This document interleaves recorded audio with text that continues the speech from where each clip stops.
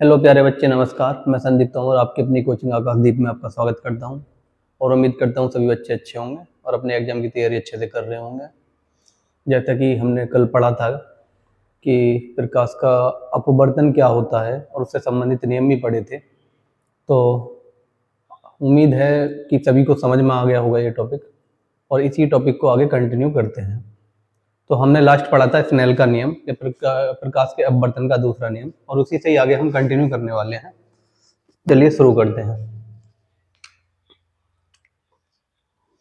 तो स्नेल का नियम, स्नेल के नियम में हम पढ़ रहे थे कि जब प्रकाश किसी ऐसे पृष्ठ पर आपतित होता है जो पारदर्शी है, तो आने वाली किरण को आपतित किरण बोलते हैं। और प्रकाश में सीधा चलने का गुण होता है। तो दो प्रकार के माध्यम होते हैं, एक विरल माध्यम और एक सघन माध्यम। ठीक है, इस वाले पृष्ठ से, ठीक है, इस वाली सतह से ऊपर का माध्यम तो विरल है, नीचे का माध्यम सघन है। ये अभिलंब है, ये वाली रेखा अभिलंब है, अभिलंब। ठीक है, अभिलंब। और ये किरण अगर विरल माध्यम से सघन माध्यम में गई है तो किरण अविलंब की तरफ को झुक जाएगी, ये हमने पढ़ा था। और ये अविलंब और आपतित किरण के बीच बनने वाले कोण को आपतन कोण बोलते हैं। अविलंब व अपवर्तित किरण के बीच बनने वाले कोण को अपवर्तन कोण बोलते हैं। और कल हमने पढ़ा था साइन आई बटे साइन आर बराबर एन होता था। और एन क्या होता था? दो माध्यमों का सापेक्ष अपवर्तनांक। ठीक है, दो माध्यमों का सापेक्ष अपवर्तनांक।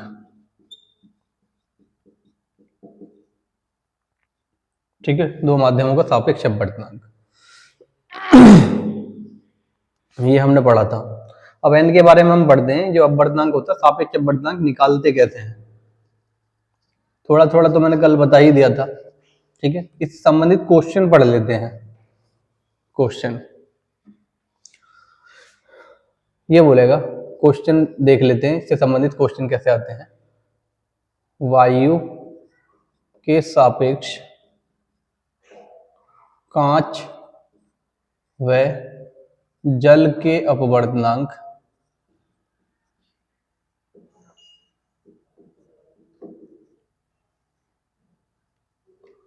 क्रमशः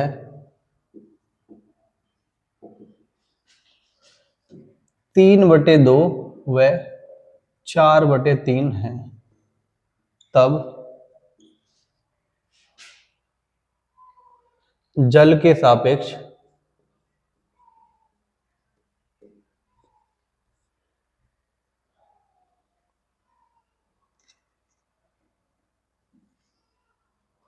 कांच का अपवर्तनांक ज्ञात कीजिए।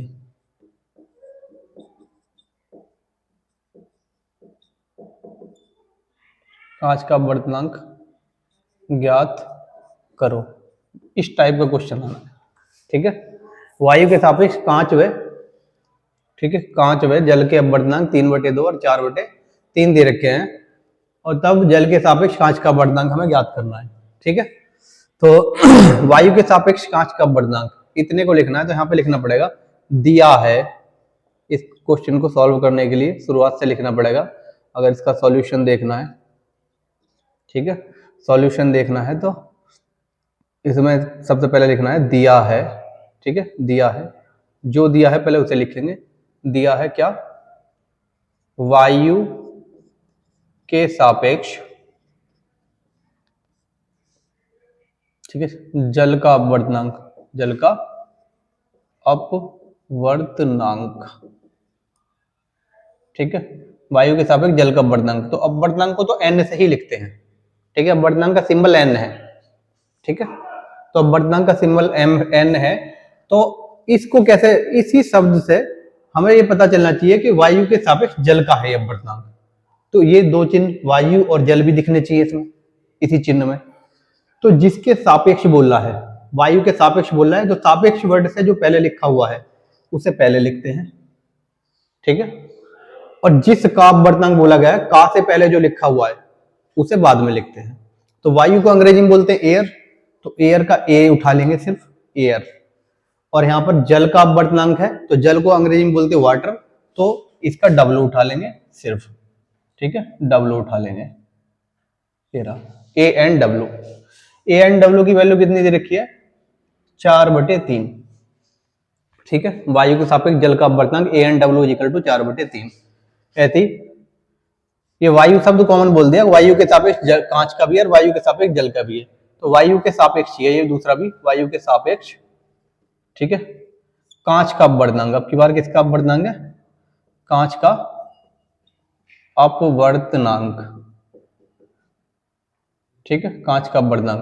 तो वही सेम एन से ही लिखना है ये भी अपवर्तनांक को, परंतु किसके, वायु के सापेक्ष है, जिसके सापेक्ष है उसके वो बाईं तरफ लिखते हैं एयर, और किसका, कांच का अपवर्तनांक है, तो कांच को अंग्रेजी में ग्लास बोलते हैं, ए एन जी लिखेंगे इसे, ठीक है। A N G is equal to में कितना होगा, 3/2, ठीक है। पूछा गया क्या है, जल के सापेक्ष कांच का अपवर्तनांक ज्ञात करना है, जल के सापेक्ष कांच का अपवर्तनांक, ठीक है, ठीक है, ज्ञात करना है, फिर लिखना है ज्ञात करना है जल के सापेक्ष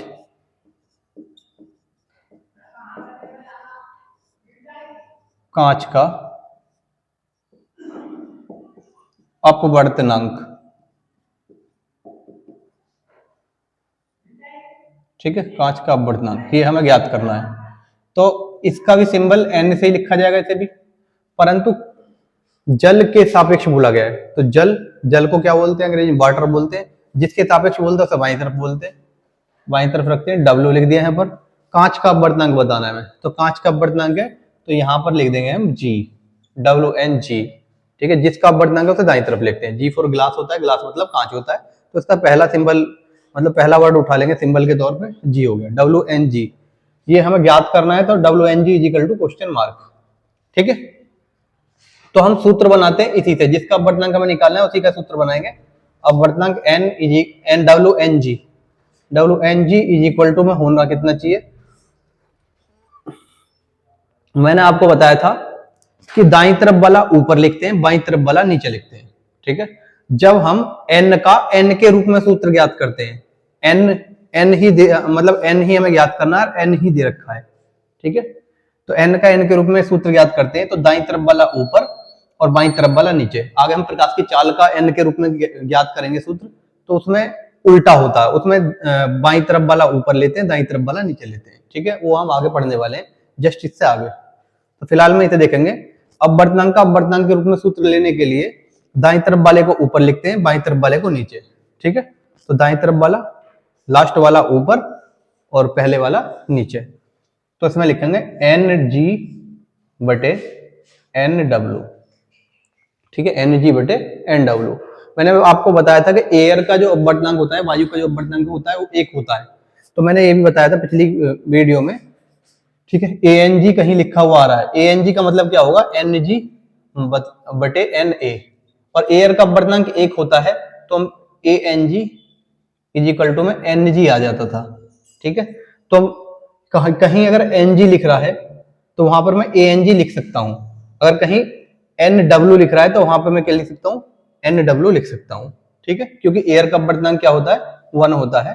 तो इसे नेक्स्ट स्टेप में मैं लिख सकता हूं WNG इज इक्वल टू, ठीक है, WNG इज इक्वल टू में ANG अपॉन ANW, ठीक है।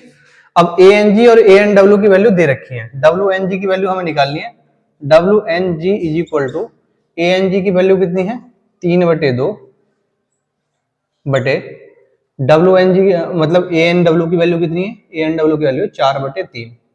इस टाइप के सवाल सभी ने सॉल्व करे होंगे, ये बीच वालों की आपस में गुणा हो जाती है, सब में नीचे वाला सब में ऊपर पहुंच जाता है। तो WNG इज इक्वल टू में कितना आया, ये 3 3 9 हो जाएंगे, 3 गुणा 3 9 और 4 दूनी 8, 9/8 आंसर, ठीक है, इतना हो जाएगा। एक इसी टाइप का क्वेश्चन मैं आपको होमवर्क के लिए देने वाला हूं, उसे आपको सॉल्व करके कमेंट बॉक्स में इसका आंसर लिखना है, ठीक है।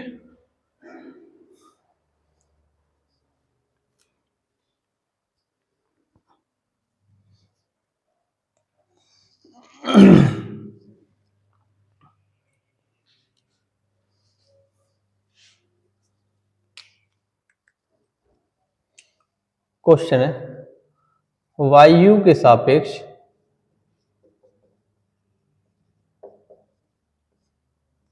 कांच व हीरे के अपवर्तनांक क्रमशः, कांच व हीरे के अपवर्तनांक। हो सकता है ये क्वेश्चन जो मैं पढ़ा रहा हूँ संख्या सहित भी आपको देखने के लिए मिल सकते हैं एग्जाम में, ठीक है। तो जो मैं क्वेश्चन सॉल्व करा रहा हूँ उन्हीं का ही रिवीजन करना है।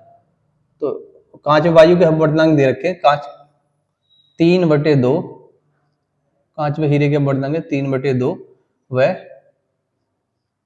12/5 है, तब हीरे के सापेक्ष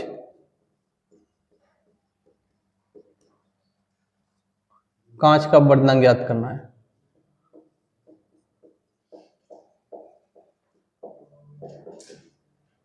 हीरे के सापेक्ष कांच का अपवर्तनांक ज्ञात करो। इस टाइप का क्वेश्चन आपको एग्जाम में देखने के लिए मिलेगा, ठीक है। शायद हो सकता है ये भी देखने के लिए मिल जाए। ये है, इसे आप कमेंट बॉक्स में इसका आंसर देंगे। अब आगे चलते हैं हम।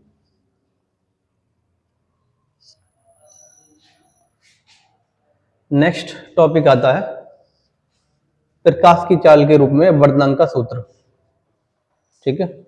मार्कर चेंज कर लेते हैं।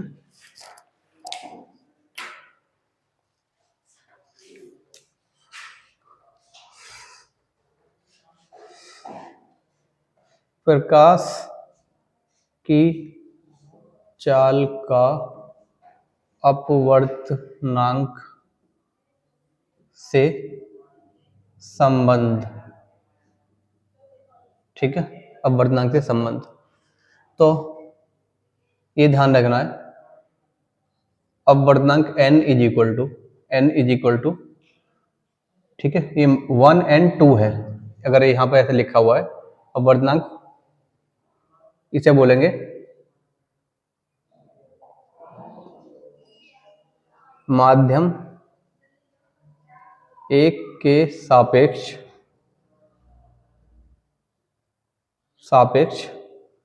माध्यम 2 का अपवर्तनांक, माध्यम 2 का, ठीक है, माध्यम 2 का अपवर्तनांक, ठीक है, अपवर्तनांक। माध्यम 1 के सापेक्ष माध्यम 2 का अपवर्तनांक, तो n से लिखना है 1 के सापेक्ष 2 का अपवर्तनांक है, ये लिख लिया हमने। तो माध्यम 1 के सापेक्ष माध्यम 2 का अपवर्तनांक, अगर हम इसे, अभी हमने पढ़ा था कि अपवर्तनांक का अपवर्तनांक के रूप में सूत्र लिखते हैं, अगर वैसे अपवर्तनांक का अपवर्तनांक के रूप में सूत्र होता तो हम लिखते इसे n2/n1, ठीक है। दूसरे वाले जो दाएं हाथ की तरफ है, लास्ट वाले को पहले लिखते हैं और पहले वाले को नीचे लिखते हैं, ठीक है। लास्ट वाले को तो ऊपर लिखते हैं और पहले वाले को नीचे लिखते हैं। अपवर्तनांक का अपवर्तनांक के रूप में सूत्र है, ठीक है। अगर हम प्रकाश की चाल से इसका संबंध निकालेंगे तो प्रकाश की चाल, अपवर्तनांक हमेशा प्रकाश की चाल को घटाने का काम करता है, तो ये व्युत्क्रमणपति होता है। व्युत्क्रमणपति होने का मतलब उल्टा होता है। तो अगर हम अपवर्तनांक के रूप में सूत्र न लिख करके प्रकाश की चाल के रूप में लिखते हैं, तो अगर मैंने यहाँ पे 1 and 2 लिखा है, तो अगर प्रकाश की चाल को हमेशा v से लिखते हैं, ठीक है, v से लिखते हैं चाल को। तो अगर दो माध्यम के चाल है तो v1 v2 इस तरीके से लिख लेंगे, ठीक है। तो माध्यम 1 की चाल को v1 से लिखेंगे, माध्यम 2 की चाल को v2 से लिखेंगे, ठीक है। तो ये जैसा कि मैंने बताया था, अपवर्तनांक के रूप में सूत्र लिखना है तो बाद वाले को ऊपर लिखते हैं, पहले वाले को नीचे लिखते हैं। और हमें प्रकाश की चाल के रूप में सूत्र लिखना है तो पहले वाले को ऊपर और बाद वाले को नीचे, ठीक है, इतना ध्यान रखेंगे। तो वही चीज है, माध्यम 1 के सापेक्ष माध्यम 2 का अपवर्तनांक 1 and 2 इज इक्वल टू, माध्यम 1 पहले है तो माध्यम 1 में प्रकाश की चाल बटे, ठीक है, माध्यम एक में प्रकाश की चाल को V1 से लिखेंगे, माध्यम 2 में प्रकाश की चाल, ठीक है, माध्यम 2 में प्रकाश की चाल, ठीक है, इसको किससे लिखेंगे, V2 से लिखेंगे। आ रही बात समझ में? ये चीज ध्यान रखना है। इससे संबंधित कुछ क्वेश्चन देख लेते हैं, ये सूत्र ध्यान रखना है, इस हिसाब से सूत्र तुम्हें बनाना आना चाहिए, ठीक है। ये शॉर्टकट में ये ध्यान रखना है, 1 and 2 का मतलब माध्यम जो पहले बोला गया उसके सापेक्ष जो बाद में बोला गया उसका अपवर्तनांक, तो माध्यम 1 के सापेक्ष माध्यम 2 का अपवर्तनांक क्या होगा, n2 बटे n1 होगा, मतलब माध्यम 2 का अपवर्तनांक बटे माध्यम 1 का अपवर्तनांक, ठीक है। अगर 1 and 2 ही निकालना हमें प्रकाश की चाल के रूप में, तो माध्यम 1 में प्रकाश की चाल बटे में माध्यम 2 में प्रकाश की चाल, इस हिसाब से निकालेंगे। तो ये दोनों जस्ट अपोजिट होते हैं, n को n के रूप में लिखते हैं तो बाद वाला ऊपर पहले वाला नीचे, अगर n को v के रूप में लिखते हैं प्रकाश की चाल के रूप में, तो पहले वाला ऊपर लेंगे और बाद वाला नीचे लेंगे, इतना ध्यान रखना है।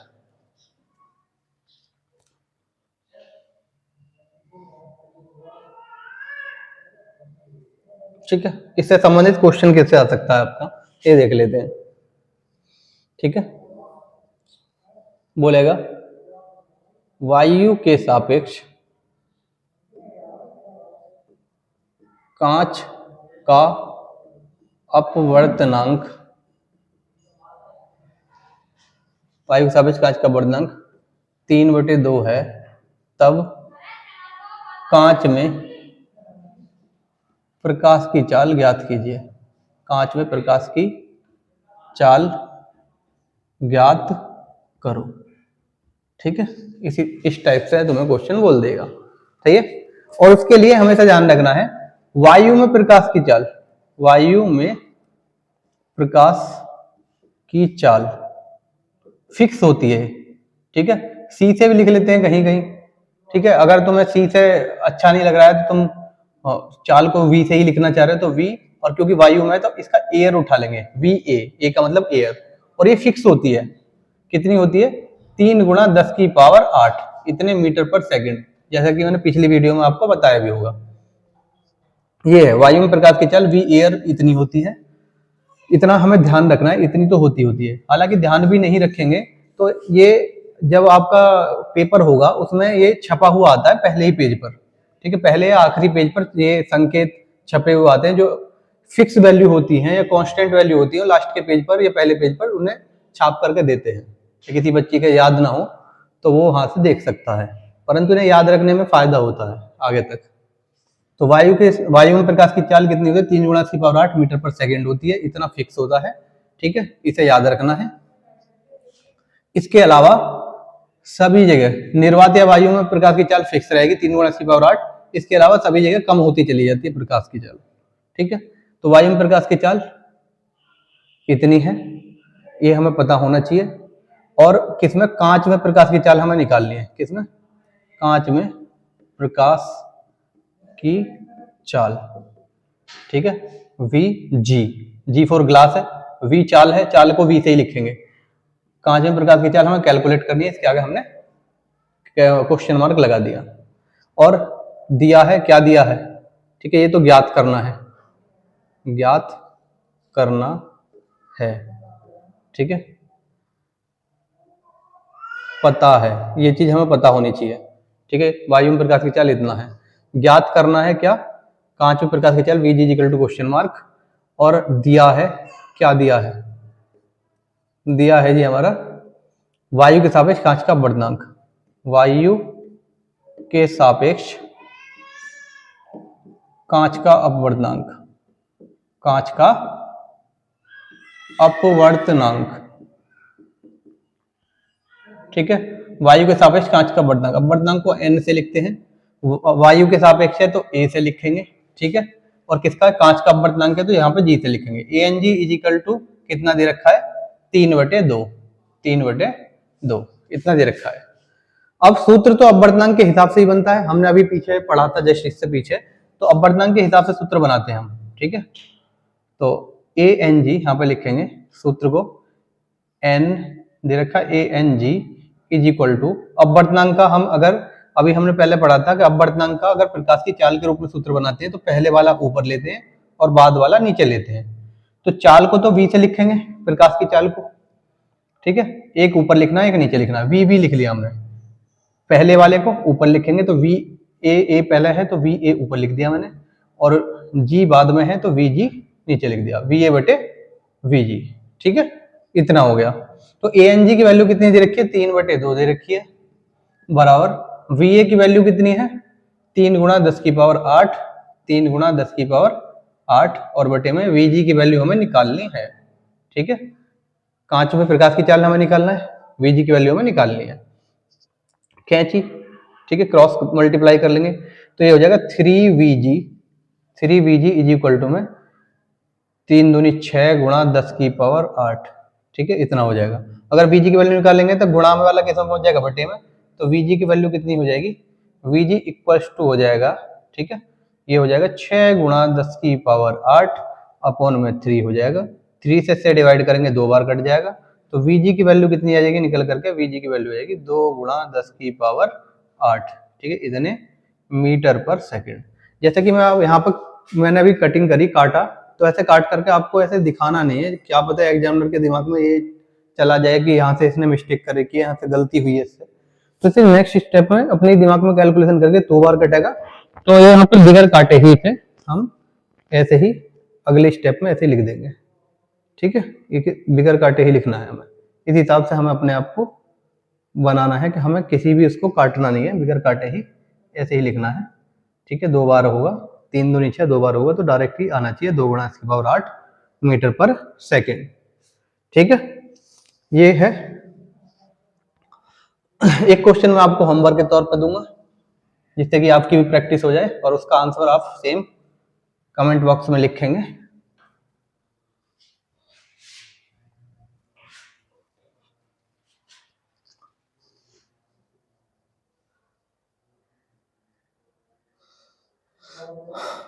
ये दे रखा है क्वेश्चन, जल के सापेक्ष हीरे का अपवर्तनांक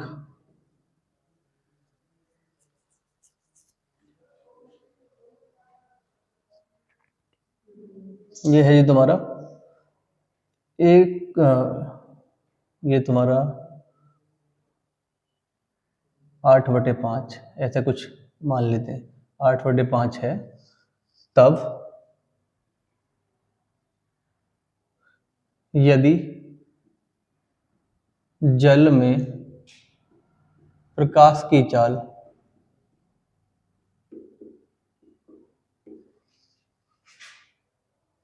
2.25 गुणा 10 की पावर 8, ठीक है, 10 की पावर 8 मीटर पर सेकंड है, मीटर पर सेकंड है, तब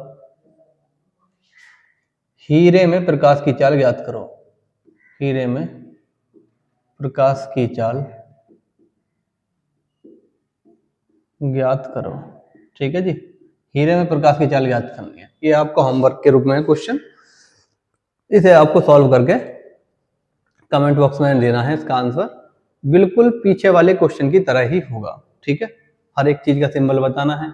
जल के सापेक्ष हीरे का अपवर्तनांक दे रखा तो अपवर्तनांक को n से लिख लेना है, जल के सापेक्ष है तो वाटर को बाईं तरफ लिख लिया, हीरे का है अपवर्तनांक तो डायमंड, हीरे को डायमंड बोलते हैं तो WND ये लिख लेंगे, इज इक्वल टू में कितना दे रखा है 8/5, इस हिसाब से सॉल्व कर लेंगे, दिया है, सही है, सेम टू सेम ऐसे सॉल्व करना है।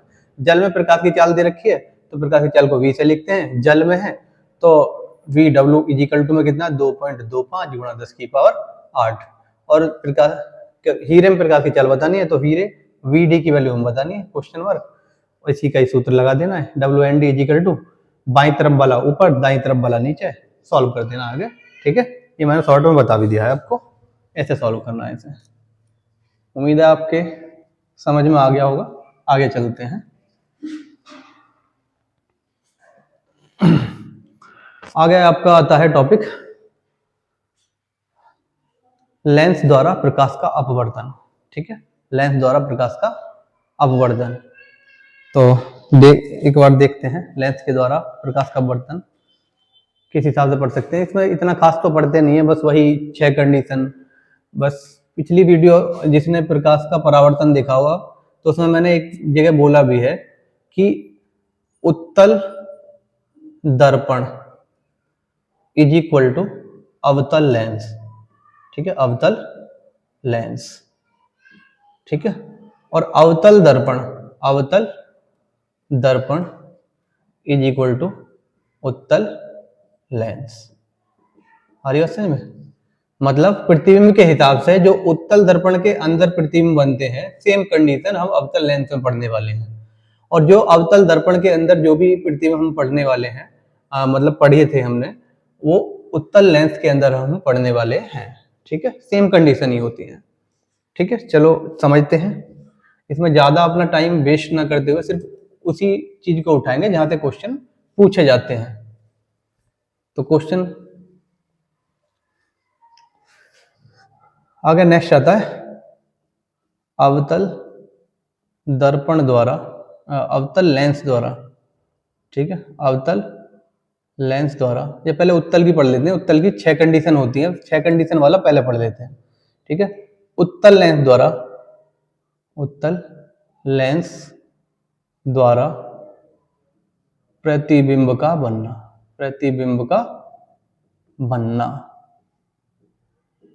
ठीक है, उत्तल लेंस द्वारा प्रतिबिंब का बनना।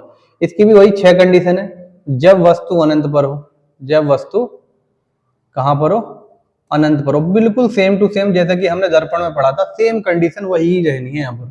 ठीक है, जब वस्तु अनंत पर हो, तो वस्तु अनंत पर होगी तो इसके लिए दर्पण जब हम बनाते थे एक लाइन खींचते थे। ठीक है, पटरी की सहायता से, स्केल की सहायता से एक लाइन खींच लेनी है बिल्कुल सीधी, और उसके लिए हम प्रकार में कोई दूरी भर करके ऐसे चाप लगाते थे। इस हिसाब से जब और एक सतह पर पॉलिश करके हम बना देते थे, हमारा बनता था अवतल दर्पण। ठीक है, इस हिसाब से। परंतु हमें दर्पण नहीं पढ़ना है, हमें क्या पढ़ना है यहाँ पर, लेंस पढ़ना है। ठीक है, हमें पढ़ना है लेंस। तो उससे तो दर्पण बनाने के लिए तो एक सतह से ही काम चल जाता था, एक सतह ही बनानी पड़ती थी हमारी। अगर हमें लेंस बनाना है तो 2 सतह चाहिए। तो हम प्रकार में उचित दूरी भरेंगे, भर करके इधर की साइड से चाप लगाएंगे ऐसे, इधर की साइड कहीं प्रकार की नोक रख करके ऐसे चाप लगाएंगे इधर की साइड से। तो इधर की साइड से मैंने ऐसे यहाँ पर प्रकार की नोक रखी और यहाँ पर मैंने उचित दूरी से चाप लगा दिया। ठीक है, सेम दूरी मुझे इधर की साइड भरनी है और इधर की साइड से मैं चाप लगाऊंगा काटते हुए मतलब इस हिसाब से मैंने चाप लगाया। ठीक है, इस हिसाब से मैंने चाप लगा दिया। तो दोनों ने जहां कोने पर काटा उसको मैं ऐसे एक्स्ट्रा लाइंस को मिटा दूंगा, ये हमारा लेंस तैयार हो जाएगा। ठीक है, प्रकार की सहायता से बनाना है, आप आसानी से बना लेंगे, इतना मैं उम्मीद कर सकता हूँ आपसे। ठीक है, और स्केल यहाँ पर रख करके बिल्कुल इन कोनों पर रख करके, एक स्केल का कोना इधर की साइड होनी चाहिए, इधर की साइड, और इन्हें आपस में मिला देना है। ठीक है, इन्हें आपस में मिला देना है बिल्कुल ऐसे। ठीक है, स्केल रख करके या पटरी रख करके। तो यहाँ पर जहां पर ये मुख्य अक्ष को काटता है वहां पर प्रकाशिक केंद्र बनता है। ठीक है, कुछ डेफिनेशन आती है प्रकाशिक केंद्र किसे कहते हैं, लेंस का प्रकाशिक केंद्र क्या होता है। तो ये ध्यान रखना है, जहां लेंस का वह भाग, लेंस का प्रकाशिक केंद्र क्या है, लेंस का वह भाग, जैसे वक्रता केंद्र पे पढ़ते थे ना, वक्रता केंद्र से जाने वाला प्रकाश दर्पण से टकराकर वापस उसी दिशा में वापस लौट आता था। ठीक है, उसी दिशा में सेम डायरेक्शन में लौट आता था। परंतु इसमें लौटने का गुण तो नहीं है, यहाँ पर हम अपवर्तन पढ़ रहे हैं, अपवर्तन में आर पार निकलने का गुण है। तो इस वजह से यहाँ पर पड़ने वाला प्रकाश बिल्कुल सीधा चला जाएगा, बिल्कुल सीधा, बिगर विचलित हुए। ठीक है, मुड़ेगा नहीं। जबकि लेंस में प्रकाश हम पढ़ते हैं, जब भी किरण एक माध्यम से दूसरे माध्यम में जाती है तो विचलित हो जाती है, ये अपने रास्ते से भटक जाती है। परंतु लेंस के अंदर एक ऐसा पॉइंट होता है जिस पॉइंट से जाने वाला सारा प्रकाश बिल्कुल सीधा चला जाता है बिगर विचलित हुए, तो वही होता है प्रकाशिक केंद्र। क्या होता है, प्रकाशिक केंद्र। जिस केंद्र से या जिस बिंदु से जाने वाला प्रकाश बिल्कुल सीधी दिशा में चला जाता है, बिगर विचलित हुए बिल्कुल सीधी दिशा में चला जाता है, वो क्या कहलाता है, प्रकाशिक केंद्र कहलाता है। आगे हम पढ़ने वाले हैं। ठीक है, ये ध्यान रखना है। ठीक है, लेंस के अंदर ऐसा बिंदु जिस पर पड़ने वाला प्रकाश बिगर विचलित हुए आगे उसी दिशा में चला जाता है, क्या कहलाता है, प्रकाशीय केंद्र कहलाता है, ये ध्यान रखना है। तो यहाँ पर हमने इसके वक्रता केंद्र, ये प्रकाशीय केंद्र को जब हम सी से लिख लेंगे तो इनको सी से नहीं लिखेंगे, जबकि हम वक्रता केंद्र को दर्पण में हम ये मानते थे, जब हम दर्पण बनाते थे तो इसका केंद्र जो होता था उसे सी से लिखते थे। ठीक है, तो यहाँ पे तो एक ही केंद्र है, परंतु यहाँ तो दो जगह हमें प्रकार रखना पड़ा, एक इधर की साइड और एक फिर इधर की साइड से चाप लगाया ऐसा करके। ठीक है, आ रही बात समझ में? तो इस वजह से हम जो है इसके केंद्र को यहाँ पर जो है उसे सी से न लिख करके 2f1 से लिखेंगे। दो है इसके केंद्र। तो हमने पिछले उसमें पढ़ा था कि फोकस दूरी का डबल 2 गुणा f क्या होता था? वक्रता त्रिज्या होती थी। यही होता था ना, वक्रता त्रिज्या केंद्र तक की दूरी होती थी। तो यही समझ लेना, इस वाले पॉइंट को फोकस दूरी का डबल लिख करके दर्शा देते हैं 2f1। इधर की साइड को भी हम क्या लिखेंगे? ये दूसरा पॉइंट है तो 2f2 लिख देंगे इसे, और इनके बीच में यहाँ पर कोई पॉइंट होगा, इसे लिखेंगे f1, और इनके सटीक बीच में कोई पॉइंट है, यहाँ पर क्या लिखेंगे? f2। ठीक है, इतना लिखेंगे। तो जब वस्तु अनंत पर हो तो अनंत से चलने वाली किरणें उत्तल दर्पण, जैसा मैंने बताया था, उत्तल दर्पण इज इक्वल टू मतलब अवतल लेंस, और अवतल दर्पण इज इक्वल टू उत्तल लेंस। तो उत्तल लेंस के लिए हमें अवतल दर्पण वाली कंडीशन याद होनी चाहिए। अवतल दर्पण की 6 कंडीशन थी, वो याद होनी चाहिए। और अवतल दर्पण में वास्तविक प्रतिबिंब बनता था। ठीक है, तो वास्तविक प्रतिबिंब आप खुद सोचो, वहां दर्पण होता था, दर्पण था, तो दर्पण के सामने बनता था प्रतिबिंब। दर्पण के अगर सामने बनता था तो वास्तविक बनता था। ठीक है, दर्पण के सामने बनता था प्रतिबिंब तो वास्तविक बनता था, और दर्पण के अगर पीछे बनता था प्रतिबिंब तो वो आभासी बनता था, क्योंकि किरणें आर पार नहीं निकल सकती। जो संभावना नहीं हो सकती है वही आभासी प्रतिबिंब बनता है। किरणें दर्पण से आर पार नहीं जा सकती, तो पार जाकर के अगर कोई प्रतिबिंब बना तो आभासी है। ऐसी इसमें किरणें पार जा सकती हैं परंतु लौट कर नहीं आ सकती, क्योंकि अपवर्तन है, परावर्तन नहीं है। तो किरणें इसमें पार तो जा सकती हैं परंतु लौट कर वापस नहीं आ सकती। तो इसमें आभास होने का कंडीशन किधर की साइड बनेगा? सामने। क्यों? क्योंकि किरणें टकराकर वापस नहीं आएंगी। तो किरणें जब टकराकर वापस नहीं आएंगी तो आर पार चली जाएंगी, तो पार जाकर अगर कहीं मिलेंगी किरणें, अगर पार जाकर काटेंगी तो वास्तविक प्रतिबिंब बनेगा। अगर उल्ली तरफ ही कहीं काट रही है तो ये घटना असंभव है, क्योंकि किरणें वापस टकराकर आ नहीं सकती। ये अपवर्तन है, इसमें आर पार जा सकती हैं घटनाएं। तो इस वजह से यहाँ पर कैसा प्रतिबिंब बनेगा? आभासी प्रतिबिंब बनेगा। ध्यान रखना है। ठीक है, तो यहाँ पर हम जब वस्तु अनंत पर हो तो इसके लिए हम क्या करते हैं? आने वाली किरणों को समांतर छोड़ते हैं, जैसा कि हमने उसमें भी पढ़ा था दर्पण में। आने वाली किरणों को हमने समांतर छोड़ा, एक ऊपर से छोड़ दी और एक नीचे से छोड़ दी। समांतर किरणें फोकस से जाती हैं। ठीक है, जैसे कि उसमें था अवतल दर्पण में था, ऐसा ही उत्तल लेंस में होना है। उसमें भी फोकस से होती हुई जाती थी। ठीक है, फोकस से होती हुई जाती थी। और इसमें आगे जो हम लेंस पढ़ेंगे, अवतल लेंस, जो कि उत्तल दर्पण के जैसा है, उसमें जाती हुई प्रतीत होंगी। तो इसमें कहां पर बनना है प्रतिबिंब? फोकस पर बनना है, बिल्कुल सेम टू सेम उसकी तरह ही। ठीक है, सेम टू सेम उसकी तरह ही लिखना है। कैसे लिखना है? इस स्थिति में वस्तु का प्रतिबिंब कैसा बनना है? उल्टा वास्तविक। 5 कंडीशन में उसमें उल्टा वास्तविक बनता था। उल्टा वास्तविक व वस्तु से, क्योंकि अनंत है, अनंत का संबंध बहुत छोटे होने से होता है, जैसा मैंने दर्पण में बता दिया था। अनंत का संबंध 2 वर्डों से होता है। अनंत का संबंध बहुत छोटे होने से होता है। अगर आकार की बात करें तो बहुत छोटे होने से होता है, वस्तु से बहुत छोटा बनता है। और कैसा बनता है? ये बनता है फोकस पर बनता है। ठीक है, उल्टा वास्तविक वस्तु से बहुत छोटा तथा कहां पर बनता है? फोकस पर बनता है। फोकस पर बनता है। ठीक है, फोकस पर बनता है। अरे वैसे में फोकस पर मतलब कौन से फोकस पर? F2 पर बनता है। ठीक है, इस पर लिख देना है कौन से फोकस पर बनना है। F2 पर बनता है, ऐसा भी लिख सकते हैं, क्योंकि इसमें 2 फोकस है ना, एक बाईं तरफ वाली एक दाईं तरफ वाली, तो कौन से वाले फोकस पर बनेगा? F2 पर बनेगा। ठीक है, तो ध्यान रखेंगे। दूसरी कंडीशन में आता है जब वस्तु, यहां पर वक्रता केंद्र नहीं है, देखना जरा, ठीक है, यहाँ पे 2f1 है, वक्रता केंद्र की जगह। तो जब वस्तु अनंत वह, ठीक है, अनंत वह कहां पर है, 2f1 के बीच हो, 2f1 के बीच हो, तो इस स्थिति में वस्तु का प्रतिबिंब कहां बनेगा? तो वही एक हम सीधी रेखा खींच लेंगे, ठीक है, पटरी की सहायता से, और प्रकार में कोई उचित दूरी भरेंगे, और भरने के बाद में इस प्रकार से इसी रेखा पर किसी एक बिंदु पर प्रकार की नोक को टेक कर इसी हिसाब से हम गोला खींच देंगे, ठीक है, हम चाप लगा देंगे इस हिसाब से। हमने लगा दिया चाप, और फिर इतनी ही दूरी जितनी इधर की साइड भरी थी हमने दूरी, सेम दूरी रख करके, उसी दूरी को रख करके हम इतनी दूरी यहाँ पर लेकर के ऐसी दूरी लेते हैं जो ये इसको काटती हुई प्रतीत होवे, थोड़ा लेंस बड़ा सा दिखाई दे, तो काटती प्रतीत होवे, हमने यहाँ पे ले लिया थोड़ा, और यहाँ से हमने इसी हिसाब से ऐसे चाप लगा दिया, और एक्स्ट्रा लाइन को हम मिटान देंगे रबड़ की सहायता से। ये हमारा लेंस तैयार हो चुका है।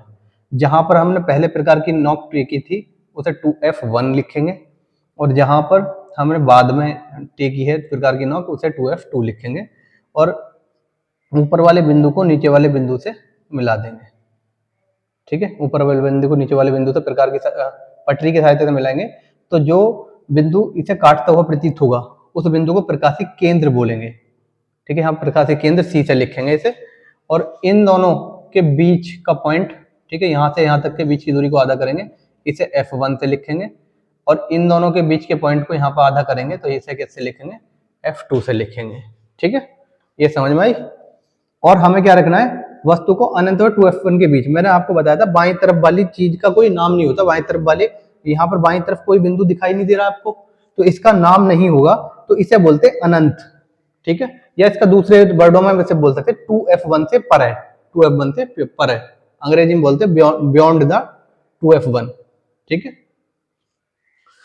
तो 2f1 से परे हो, तो 2f1 से परे परे हम कहीं भी रख सकते हैं वस्तु को, 2f1 पे नहीं होनी चाहिए, ना ही उससे आगे होनी चाहिए, हम इससे पल्ली ओढ़ कहीं भी हम वस्तु को रख सकते हैं। मैं यहाँ पर रख रहा हूँ वस्तु को, तो अब की बार वस्तु से आने वाली किरणों को, एक किरण को तो हम छोड़ देंगे समानांतर, किसके, मुख्य अक्ष के समानांतर, मुख्य अक्ष ये वाली रेखा है, ठीक है, मुख्य अक्ष के समानांतर छोड़ देंगे, किससे होकर जाएगी, वास्तव में फोकस से होकर जाती है, आर्यवश्य में, और दूसरी किरण को प्रकाशिक केंद्र से होता हुआ छोड़ देते हैं, तो दूसरी किरण को प्रकाशिक केंद्र से होकर हुआ छोड़ेंगे, या तीसरा हमारा ये भी हो सकता है फोकस से होकर छोड़ देंगे, तो फोकस से होकर छोड़ेंगे तो ये किसके, मुख्य अक्ष के समांतर हो जाएगी। तीन चार टाइप की किरण हम पढ़ चुके हैं, वो तो हम डिटेल में, ठीक है, तो हम इसे बिल्कुल यहाँ पे प्रकाशिक केंद्र से होती हुई, यहाँ पे इसने काटा, यहाँ पे काटेगी ये,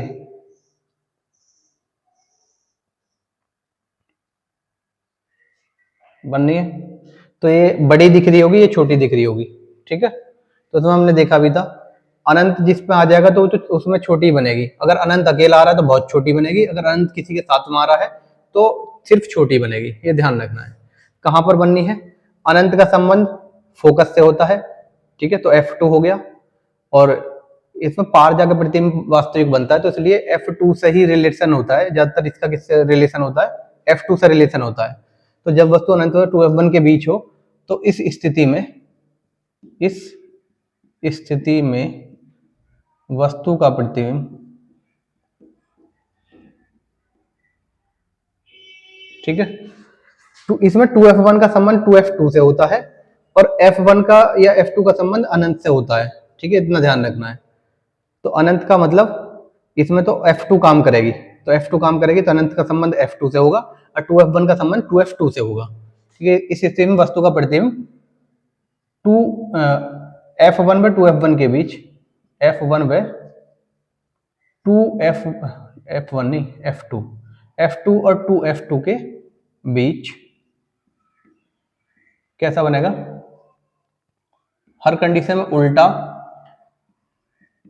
वास्तविक बनना है, बस एक कंडीशन को छोड़ करके, और क्योंकि इसमें अनंत वर्ड आ चुका है तो छोटा तो बनेगा ही बनेगा, मैंने जैसे कि बताया था अनंत वर्ड छोटा होने से संबंध रखता है, अगर सिंगल अनंत आता है, सिर्फ एक अनंत अनंत आता है तो इसका मतलब बहुत छोटा बनेगा, और अनंत किसी के साथ मारा है तो सिर्फ छोटा बनेगा, ठीक है, वस्तु से छोटा बनता है, छोटा बनता, ठीक है, छोटा बनता है, ये ध्यान रखना है, ठीक है। इस स्थिति में वस्तु का प्रतिबिंब F2 व 2F2 के बीच उल्टा वास्तविक वस्तु से छोटा बनता है, ये ध्यान रखना है। दो कंडीशन हमारी हो चुकी हैं, तीसरी कंडीशन पे चलते हैं।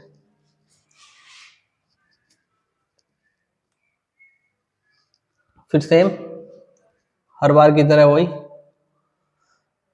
ये मुख्य अक्ष खींची हमने, यहाँ से प्रकार की नोक से चाप लगाया, इधर की साइड सेम दूरी से भी हमने चाप लगाया, एक्स्ट्रा लाइन को मिटान दिया, ये हमारा लेंस तैयार हो गया है। और इसके इस वाले कोने को इस नीचे वाले से मिला दिया, ठीक है। तो ये प्रकाशिक केंद्र हो जाएगा, इसे 2F1 लिखेंगे। इन दोनों के बीच वाले पॉइंट, सटीक बीच वाले पॉइंट को F1 से लिखते हैं। इन दोनों के सटीक बीच वाले पॉइंट को किससे लिखेंगे? F2 से लिखेंगे। और अब की बार क्या है? अब की बार तीसरा पॉइंट है, जब वस्तु F1 पर हो, मतलब 2F1 पर हो, 2F1 पर हो। मैंने बताया था 2F1 का संबंध 2F2 से होता है। जब वस्तु 2F1 पर हो तो इसमें क्या बनेगा? वस्तु हमने 2F1 पर रख दी है, यहाँ पर वस्तु 2F1 पर रख दी है। एक किरण मुख्य अक्ष के समानांतर छोड़ेंगे, किससे होकर जाएगी? हमेशा किरण को यहाँ तक तो बिल्कुल समानांतर ऐसे छोड़ेंगे, किरण को यहाँ से विचलित करेंगे हमेशा, ठीक है। यहाँ से आधी लेंथ तक तो बिल्कुल सीधी जाएगी, उसके बाद में यहाँ से मुड़नी शुरू होगी, ठीक है। तो ये बिल्कुल किससे होते जाती है? यहाँ से F2 से होकर जाएगी। और दूसरी किरण किससे छोड़ेंगे? प्रकाशिक केंद्र से होती हुई छोड़ेंगे,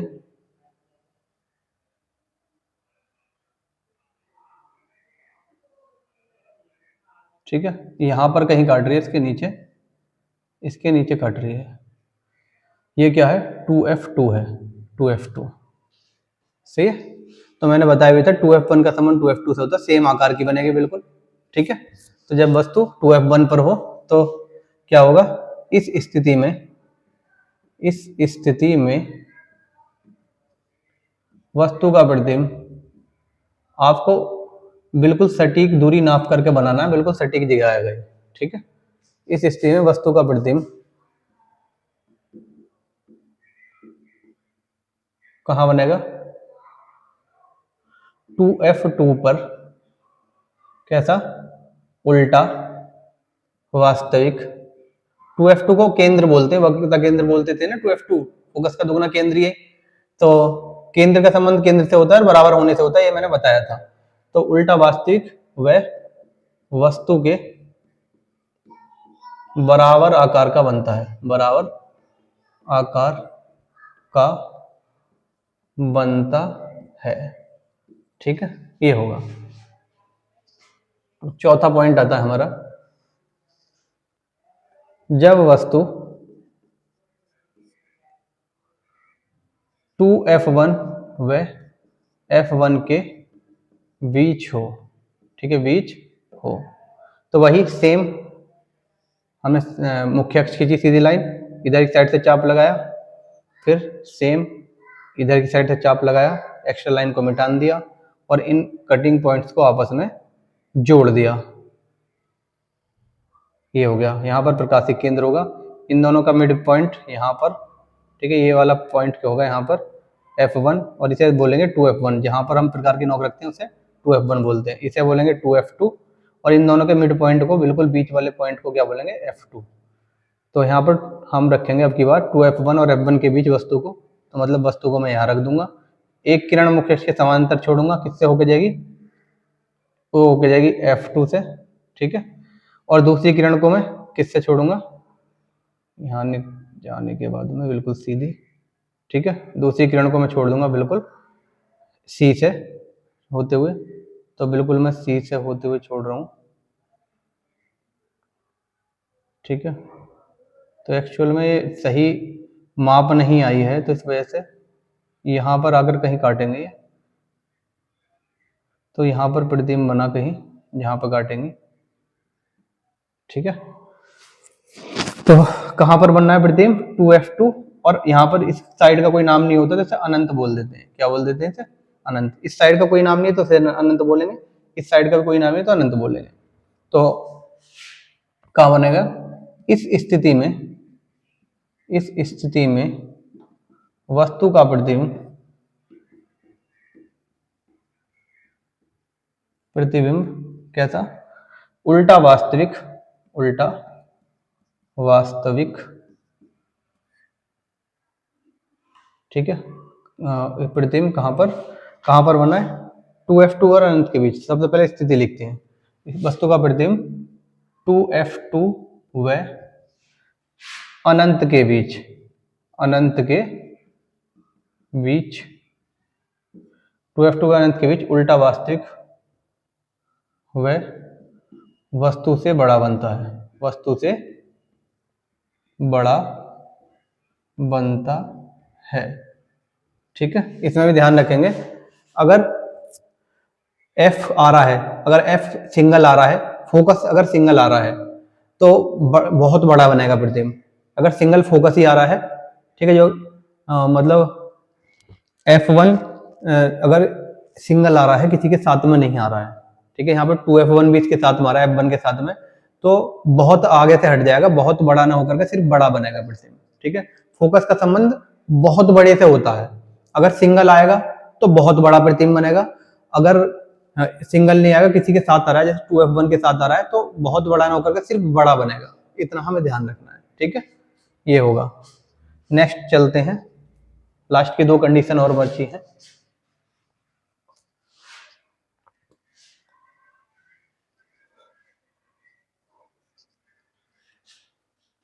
लास्ट की 2 कंडीशन बची है हमारी। एक है हमारा वही सेम टू सेम, इधर की साइड से चाप लगाया, फिर इधर की साइड से चाप लगाया, ज़्यादा बुरा चाप लग गया है तो ठीक है, मिटा देते हैं, ठीक है। इधर की साइड से चाप लगाएंगे तो ऐसे लग जाएगा, इधर की साइड से चाप लगाएंगे तो ऐसे लग जाएगा, ठीक है। तो एक्स्ट्रा लाइन को मिटा देते हैं और इन कटे हुए बिंदुओं को आपस में मिला देते हैं पटरी की सहायता से, ठीक है। यहाँ पर प्रकाशिक केंद्र हो जाएगा C, इन दोनों का मिड पॉइंट F1 हो जाएगा, इसे 2F1 बोलते हैं, जहाँ प्रकार की नोक रखते हैं, यहाँ पर प्रकार की नोक रखी है, यहाँ पर 2F2 होगा, और इन दोनों का मिड पॉइंट बिल्कुल बीचों बीच वाला पॉइंट क्या होगा? F2 होगा। अब की बार वस्तु को F1 पर रखना है, किस पर रखना है? F1 पर, ठीक है। नेक्स्ट कंडीशन आती है, जब वस्तु कहाँ पर हो? F1 पर हो, F1 पर हो, ठीक है। F1 का संबंध अनंत से होगा, मतलब निखालस अगर F आ रहा है तो अनंत से संबंध रखेगा, ठीक है। तो एक किरण मुख्य अक्ष के समानांतर किससे होकर जाएगी? ये जाएगी तुम्हारी फोकस से होती हुई, मुख्य अक्ष के समानांतर है तो फोकस से होती हुई जाएगी, और दूसरी किरण वक्रता केंद्र से होकर जाने वाली बिल्कुल ऐसी चली जाएगी वक्रता केंद्र से, ठीक है। वक्रता केंद्र से होकर जाने वाली बिल्कुल सीधी चली जाएगी। तो ये किरणें कहीं भी आपस में नहीं काटेंगी, बिल्कुल समांतर चलेंगी। तो ये ऐसा मान लिया जाता है ये कहीं अनंत पर जाकर मिलेंगी, वास्तव में नहीं मिल पाएंगे क्योंकि ये बिल्कुल समानांतर जा रही हैं। तो ऐसा मान लिया जाता है अनंत पर जाकर मिलेंगी, तो प्रतिबिंब बहुत ज़्यादा बड़ा बनेगा, ठीक है। अगर यहाँ पर काटती तभी देख लो कितना बड़ा बनता, तो ये अनंत पर जाकर काटेंगी तो कितना ज़्यादा बड़ा बनेगा, ठीक है। मान लिया इस बिंदु पर काटा और मैंने इसे मुख्य अक्ष को यहाँ पर मिलाया, तो ये यहाँ से यहाँ तक कितना बड़ा प्रतिबिंब बनता। तो ऐसे ही अनंत पे जाकर काटेंगे तो कितना बड़ा प्रतिबिंब बनेगा, ठीक है। ये ध्यान रखना है। तो इसमें क्या लिखना है? इस स्थिति में वस्तु का प्रतिबिंब, ठीक है, इस स्थिति में वस्तु का प्रतिबिंब कैसा? उल्टा वास्तविक, उल्टा वास्तविक वस्तु से बहुत बड़ा, वस्तु से बहुत बड़ा, और फोकस का संबंध अनंत से होता है, तथा अनंत पर बनता है, तथा कहाँ पर बनता है? अनंत पर बनता है। अगर सिंगल F आता है तो उसका संबंध अनंत से होता है, तो अनंत पर बनता है, ठीक है, बनता है, ये ध्यान रखना है। लास्ट कंडीशन आती है, ठीक है, लास्ट कंडीशन बिल्कुल सेम टू सेम ऐसे करना है। मैं देखना चाहता हूँ कि लास्ट कंडीशन बच्चे कैसे कर पाते हैं। तो इसे लास्ट वाली कंडीशन को अगर आप बना सकते हैं, ठीक है, चलो करा ही देते हैं, क्या होता है। छठी कंडीशन आती है इसकी, जब वस्तु कहाँ पर है, F1 व लेंस के बीच है। वहां पर ध्रुव के बीच होती थी, यहाँ पर लेंस के बीच है। ठीक है, जैसा वहां पर ध्रुव वर्क करता था, ध्रुव वर्ड से ही हम सीधा आभासी बनाते थे। यहाँ पर लेंस अगर कहीं आ जाए किसी में, तो लेंस के बीच हो, तब कैसा बनेगा प्रतिबिंब, तो उसके लिए देख लेते हैं, पहले चित्र देख लेते हैं। तो इधर की साइड से चाप लगाया, ठीक है, फिर इसे तो बोलेंगे 2F1, और इधर की साइड से कहीं चाप लगाएंगे,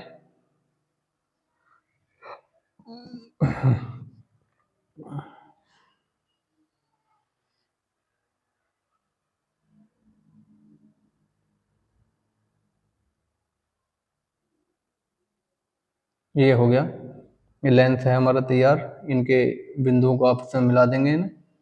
ठीक है, यहाँ पर क्या हो गया, प्रकाशिक केंद्र हो गया। यहाँ पर बीच में F1 हो गया, यहाँ पर इनके बीच में क्या होगा, F2 हो गया, ये वाला 2F2 हो गया। ठीक है, ये हो गया जी। अब यहाँ पर जो वस्तु है, अब की बार लेंस और F1 के बीच में रखी है, मतलब F1 से आगे रख देना वस्तु को। ठीक है, ये हो गया, ये बिल्कुल लेंस से चिपका कर रख दिए। एक मुख्य अक्ष के समानांतर किससे होकर जाएगी, फोकस से होकर जाएगी, और एक वक्रता केंद्र या प्रकाशिक केंद्र से जो छोड़ेंगे वो जिस दिशा में, उस दिशा में ही आगे बढ़ती हुई चली जाएगी। ठीक है, तो इधर तो कहीं काटने की नहीं है, जैसा दिख रहा होगा, तो इधर तो कहीं नहीं काटेंगे। ये वापस पीछे हटाने पर, अगर हम पीछे की तरफ हटाते हैं, ठीक है, पीछे की तरफ हमने हटाया, इसे भी और इसे भी पीछे की तरफ हटाएंगे, यहाँ पर कहीं जाकर के काटेंगे। तो यहाँ पर काटेंगे तो इसे डैशड लाइनों के थ्रू हम मुख्य अक्ष से मिला लेंगे। तो यहाँ पर बनाया गया सीधा आभासी और वस्तु से बड़ा प्रतिबिंब बनाएगा, छठी कंडीशन। ठीक है, जैसा वहां पर ध्रुव काम करता था, ऐसे ही यहाँ पर लेंस काम करेगा। तो इसमें क्या आएगा, इस स्थिति में वस्तु का प्रतिबिंब